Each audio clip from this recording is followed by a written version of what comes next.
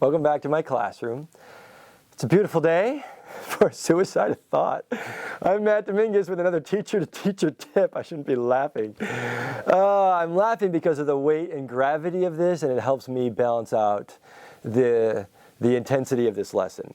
I think it's super important as a teacher that when you approach suicide of thought, you need to spend as much time as you can and need to understand it before you help students navigate it, because there's a huge risk involved. If we're going to teach about suicide of thought and help students understand suicide of thought, we're going to, in many respects, invite some students to even enter into the suicide of thought. So you, as a teacher, need to be able to get them back out. And that's how Chesterton sets this up. He sets up the first half of the chapter is what is suicide of thought and how do we get into it? And we get into it with the chaos of what's trustworthy, I can't trust things.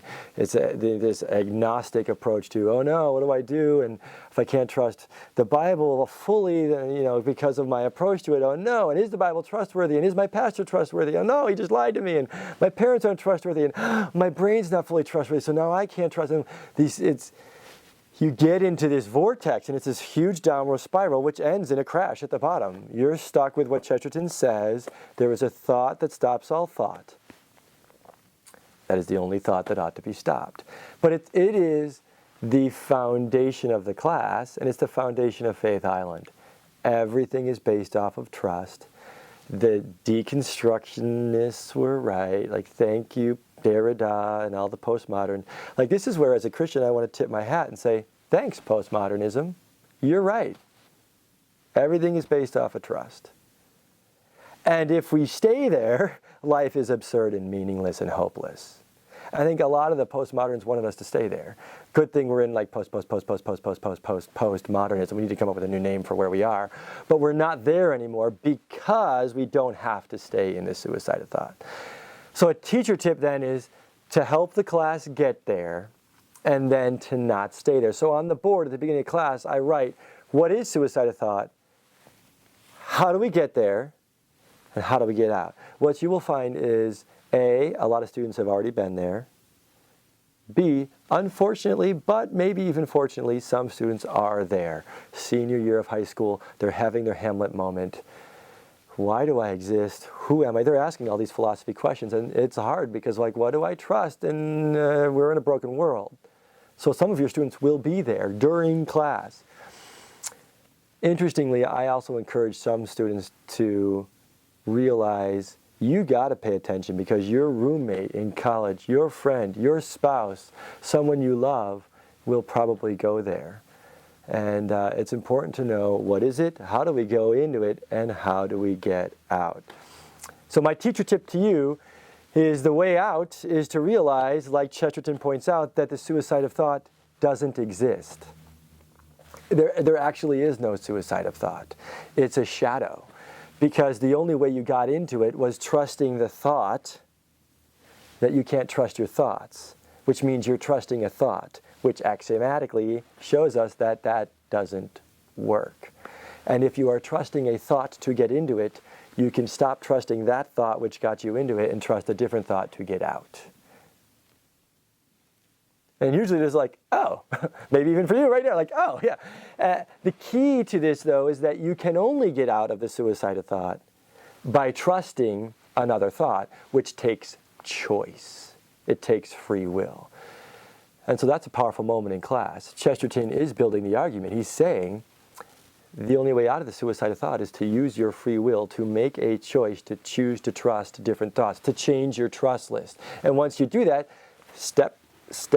What I'm doing right now is not working. I'm trusting these things on my trust list, and they're ending me here. There's a lot of people we can look at who have ended there.